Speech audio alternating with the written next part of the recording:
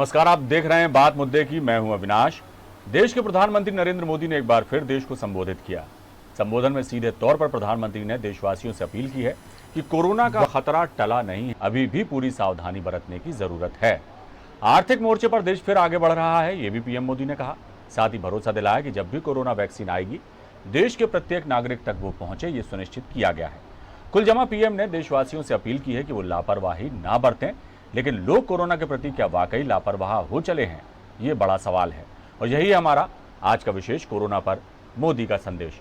क्या कुछ कहा प्रधानमंत्री नरेंद्र मोदी ने देश को, पहले आइए सुनते हैं उसकी कुछ झलकियां, उसके बाद हम चर्चा करेंगे अपने खास मेहमानों के साथ। वायरस नहीं गया है। बीते 7-8 महीनों में प्रत्येक भारतीय के प्रयास से भारत आज जिस संभली हुई स्थिति में है, हमें उसे बिगड़ने नहीं देना है। आज देश में रिकवरी रेट अच्छी है, फैटेलिटी रेट कम है। भारत में जहां प्रति 10 लाख जनसंख्या पर करीब 5,500 लोगों को कोरोना हुआ है, वहीं अमेरिका और ब्राजील जैसे देशों में ये आंकड़ा 25,000 के करीब है। 12,000 क्वारंटाइन सेंटर्स है। कोरोना टेस्टिंग की करीब 2,000 लैब्स काम कर रही है।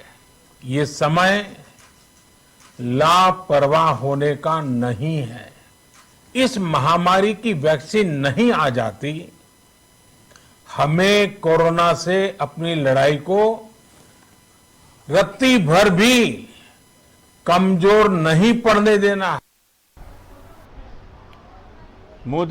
प्रधानमंत्री नरेंद्र मोदी ने देश के नाम अपना संदेश दिया और साफ तौर पर कहा कि कोरोना अभी गया नहीं है, लापरवाही ना बरती जाए।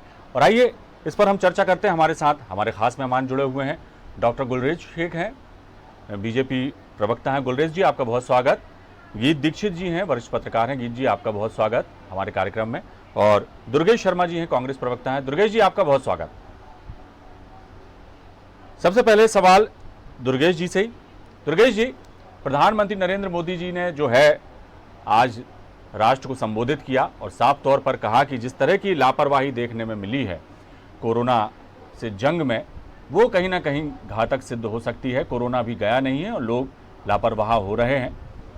ये जो भी संदेश उन्होंने दिया, क्या कहेंगे इस पर?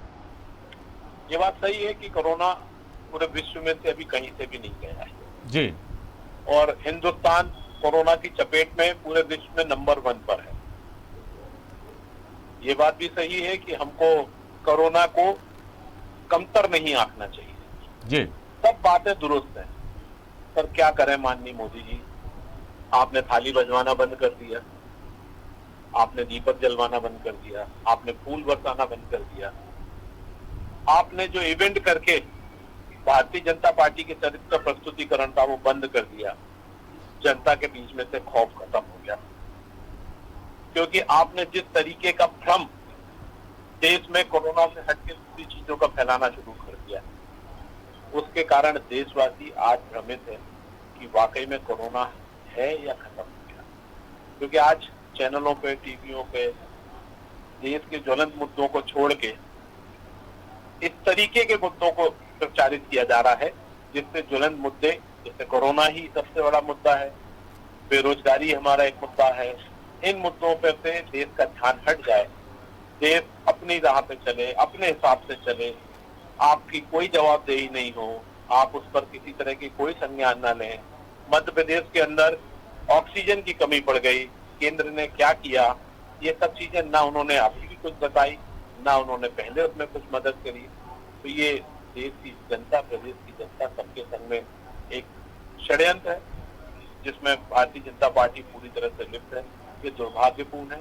आपने हमको और हमारे सब देशवासियों, प्रदेशवासियों को हमारे हाल पे छोड़ दिया है। अब आप बार बार ये कहते हैं कि नहीं साहब आप देख लें, आप देख लें, तो तो फिर आप क्या हैं और आप क्यों हैं और काय के लिए? चलिए दुर्गेश जी, आपके पास लौटूंगा। गुलरेज जी, क्या कहेंगे आप जिस तरह से दुर्गेश शर्मा जी कह रहे हैं? जी, मैं बतौर भाजपा प्रवक्ता भी बात कर रहा हूँ अभी, और बतौर एक डॉक्टर भी बात कर रहा हूँ। अभी मोदी जी ने जो संबोधन किया क्यों आवश्यक था?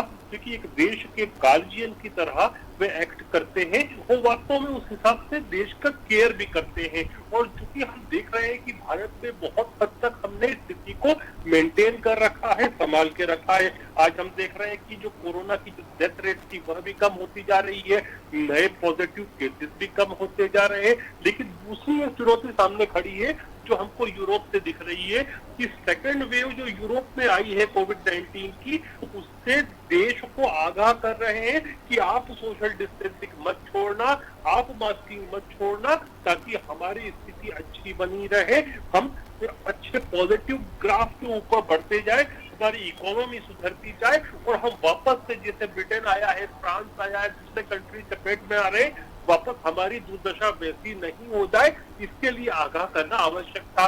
लेकिन हमारे कांग्रेस के मित्र ने सही कहा कि आजकल हमने ताली बजाना बंद कर दिया है, हमने थाली बजाना बंद कर दिया है, क्योंकि हमने आजकल राहुल गांधी को बजाना शुरू कर दिया है, हमने दिए जलाना बंद कर दिए हैं, क्योंकि इनके जैसे कांग्रेसियों को हमने अच्छी तरह से जलाना शुरू कर दिया है। इसलिए ताली थाली नहीं बजा रहे, इनको बजा रहे, इनको जला रहे। जी गीत जी, लापरवाही ना बरती जाए, लोगों से अपील की जा रही है, कोरोना अभी गया नहीं है, ये सारी बातें प्रधानमंत्री नरेंद्र मोदी ने आज देश के सामने की, लोगों से अपील भी की। लेकिन सियासत है, उसका मिजाज है कि कहीं ना कहीं कोई ना कोई पेच निकाल ही लिया जाता है। जैसा दुर्गेश शर्मा जी ने भी इस बात को माना कि लापरवाही बरतना ठीक नहीं है, कोरोना अभी गया नहीं है, लेकिन कई बातें उन्होंने अपने तरह से रखी कि पीएम मोदी ने ऐसी कोई बात नहीं की कि वो कर क्या रहे हैं देश के लिए, भ्रमित करने का काम उन्होंने किया है। और उसी का जवाब कुछ गुलरेज शेख जी ने भी दिया। आप किस तरीके से देखते हैं प्रधानमंत्री नरेंद्र मोदी के आज के भाषण को? अविनाश जी, एक बात चाहता हूं कि मैं रिपोर्ट करने निकला था जी, और क्योंकि मैंने कमिटमेंट कर दिया था जी, हो सकता है कि मैं कार में बैठ बात कर रहा हूँ, जी, लेकिन मैंने गुलरेज जी की बात सुन पाया, दुर्गेश जी की बात मैंने बहुत गंभीरता सुनी जी, उनकी वॉइस बहुत क्लियर है। नरेंद्र मोदी जी का भी भाषण मैंने बहुत भाषण था, साहब भाषण था और ये 12 मिनट का भाषण था। लेकिन अविनाश जी, कोरोना को लेके जो उन्होंने एक कहता हूँ एक तरह से नई गाइडलाइन सेट करी है, सावधानी बरतना चाहिए, और अभी वैक्सीन आई नहीं है और वैक्सीन के लिए हम प्रयास कर रहे हैं, ये सारी बातें मैं सहमत। देश के प्रधानमंत्री को ये कहना भी चाहिए, इसमें कोई दो मत नहीं है जी, मैं इसको अन्यथा भी नहीं मानता हूँ जी, क्योंकि वो देश के प्रधानमंत्री हैं, उनका नैतिक दायित्व है कि अपनी जनता को ये संदेश तो दे सकें कि चूंकि जो त्योहारी सीजन है जी, उस दौरान आप अपनी मर्यादाएं ना भूलें। मैं इसको बिल्कुल नहीं मानता हूँ जी, क्योंकि आप भी जानते हैं नवरात्रि में उत्साहित होता है व्यक्ति, बिल्कुल, और उनने एक जिक्र किया था कि मैंने कुछ वीडियो देखे, जी, उनने एक जिक्र किया था अविनाश कि मैंने कुछ वीडियो देखे जी, जिसमें आदमी बहुत उत्साहित हो गया है जी, कि कोरोना चला गया। तो मतलब इसका मतलब उनने कुछ वीडियो ऐसे देखे हैं जो मास्क नहीं लगा रहा है, जो कुछ नहीं कर रहा है, तो ये मुझे ऐसा लगता है कि ये गलत है। हाँ, देश के प्रधानमंत्री चाहे कांग्रेस के हों, चाहे भाजपा के हों, चाहे किसी भी दल के हों, जी, अगर वो ऐसा कर रहे हैं, अपील कर रहे हैं, क्योंकि त्योहारी सीजन है, हाँ, लेकिन लोगों को लेके, मोदी को लेके डर लगता है। मैं आपसे खुद कहता हूँ, ऑन एयर कह रहा हूँ, तो जब जैसे ही 6 बजे का संदेश आया तो लोगों को डर लगा, ऐसा तो नहीं दिवाली खराब हो जाएगी, ऐसा तो नहीं कि ये हो जाएगा जी, ये डर को समाप्त, ये आशय है मेरा जी, लेकिन उनने जो कहा है मैं उसको बिल्कुल गलत नहीं मानता। सावधानी में ही सुरक्षा है और सुरक्षा में ही परिवार की सुरक्षा है जी, इसमें क्या गलत बोलना उन्होंने, जी, और इसमें मुझे नहीं लगता इसमें राजनीति होना चाहिए। जी अविनाश जी, जी, जी, बिल्कुल सही बात है कि बात एक संदेश देने की है और ये बात समझना भी पड़ेगा, पूरे देश को समझना पड़ेगा कि जितनी गंभीरता से शुरुआत में लोग कोरोना से डरे, लेकिन अब लापरवाह होते जा रहे हैं, बेखौफ होते जा रहे हैं। वो एक अलग बात है कि रिकवरी रेट हमारा बढ़ रहा है, मृत्यु दर कम हो रही है, ये भी हम कहेंगे कि सरकार के प्रयास ही हैं जो इलाज उनको अच्छा मिल पा रहा है, सुविधाएं मिल पा रही हैं, बिस्तरों की संख्या बढ़ी है अस्पतालों में। कहीं यही तमाम वजह हैं ताकि हो सकता है कि ये रिकवरी रेट कम हुआ है, लेकिन इस पर राजनीति करना कि ना कुछ कर पाए, आज ऐसी कोई बात उन्होंने मोदी जी ने नहीं कही कि वो क्या करेंगे, ऐसा दुर्गेश शर्मा जी का कहना है। लेकिन दुर्गेश जी, एक बात मैं जानना चाहूँगा कि ये महामारी जो है हमारे देश में, क्या पूरे विश्व में जो फैली हुई है, पूरा विश्व इससे परेशान है, ऐसे में दलगत राजनीति से ऊपर उठकर हमारे देश के प्रधानमंत्री कुछ कह रहे हैं, तो इस संदेश को आगे बढ़ाने का काम पक्ष भी करे, विपक्ष भी करे, हम भी मिलकर साथ जो है इस लड़ाई को जीतने के लिए आगे बढ़ें, ऐसा भी रास्ता निकाला जा सकता है। दुर्गेश जी, क्या कहेंगे? बिल्कुल अविनाश जी, बिल्कुल रास्ता निकाला जा सकता है। और रास्ते को निकालना क्या, रास्ते पे चल रहे हैं जी।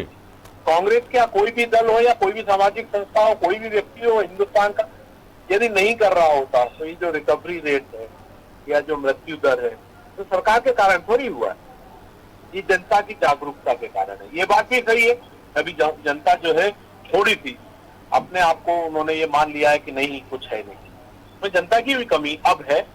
जो सोशल डिस्टेंसिंग का मामला है या मास्क का मामला है, इसमें थोड़ी सी ढील आ गई है।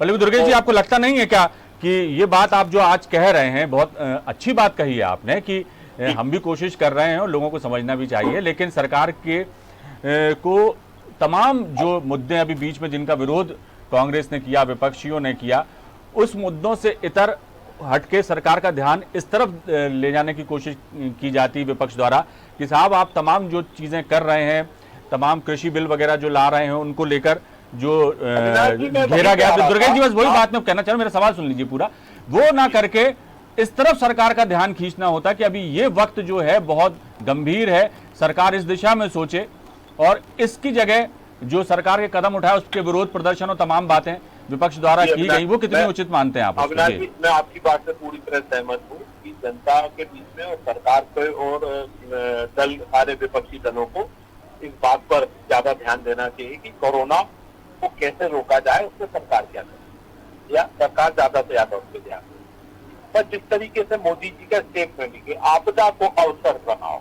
जी, ये उन्होंने लोगों को मैसेज दिया कि हमने आपदा को अवसर बना दिया है। अब आप एक बात बताइए, मुझे कोरोना से देश को मरते हुए देखना है या मान्यवर के कार्यों के द्वारा? आज तो कोरोना से लड़ने के लिए सब लड़ रहे हैं, हमने मृत्यु दर भी कम कर ली, हमने कोरोना पे भी कम अपने कंट्रोल कर लिया, क्योंकि हमने अपनी इम्यूनिटी बढ़ा ली है, हमने सोशल डिस्टेंसिंग बना लिया है, बहुत कुछ है, कुछ कहीं कमियां भी हैं, तो कुछ करके हम फायदे में भी हैं जी। पर क्या अवसर बनाने के चक्कर में देश को जो बेच रहे हैं, जो देश को व्यापारियों के हाथ में रखे दे रहे हैं, जिस तरीके से एयरपोर्ट बेचे जा रहे हैं, जिस तरीके से रेलवे बेची जा रही है, जिस तरीके से अन्य विभागों को पूरी तरह बेचने की तैयारी माननीय मोदी जी कर रहे हैं, क्या उस पे जनता को ध्यान देना नहीं चाहिए? सिर्फ जो चुपके से चोरी होती रहे उसको देखते रहे कि नहीं साहब सिर्फ कोरोना पे बात करेंगे, चोरी होगी तो जाने दो, उससे क्या दिक्कत है? भैया देश को भी बचाना है। खुद मोदी जी का कहना है कि भैया आप कोरोना से भी बचो और देश को भी बचाओ, तो हम तो दोनों के लिए लड़ेंगे, क्योंकि ये तो षड्यंत्र कर रहे हैं देश के साथ, ये देश को बेच रहे हैं। और आज मोदी जी ने यदि बात करी, आज मोदी जी ने संबोधित किया, फिर एक बार की लोगों से कहा कि साहब आप सोशल डिस्टेंसिंग का पालन करें, आप ये करें वो करें, पर आप क्या करेंगे हुजूर?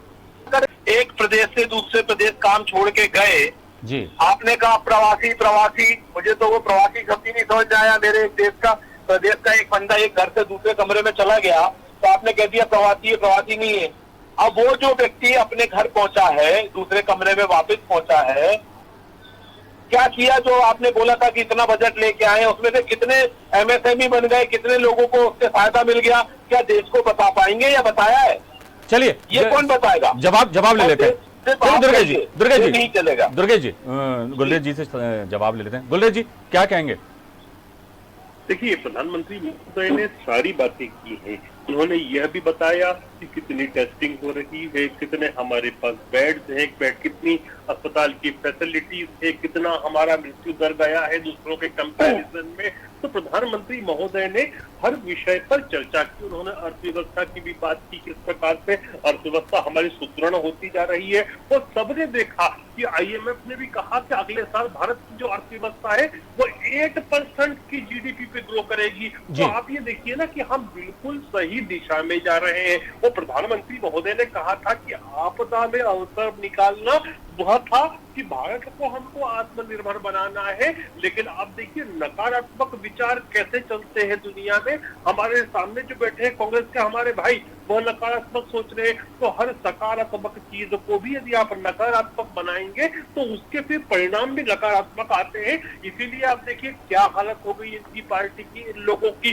जहां तक विषय है प्रवासी मजदूर भाई बहनों की, तो आपको ये भी नहीं भूलना चाहिए कि अधिकांश जो प्रवासी भाई बहन गए थे वह महाराष्ट्र से गए थे, क्योंकि महाराष्ट्र की जो सरकार थी 2 वक्त की उनको भोजन मुहैया नहीं करा पा रही थी। वह सरकार किसकी थी बद्दूवर? वो सरकार आपकी थी, कांग्रेस पार्टी की सरकार थी। वहां पर डेटा नहीं आ पा रहा था कि ट्रेन कैसे भेजे।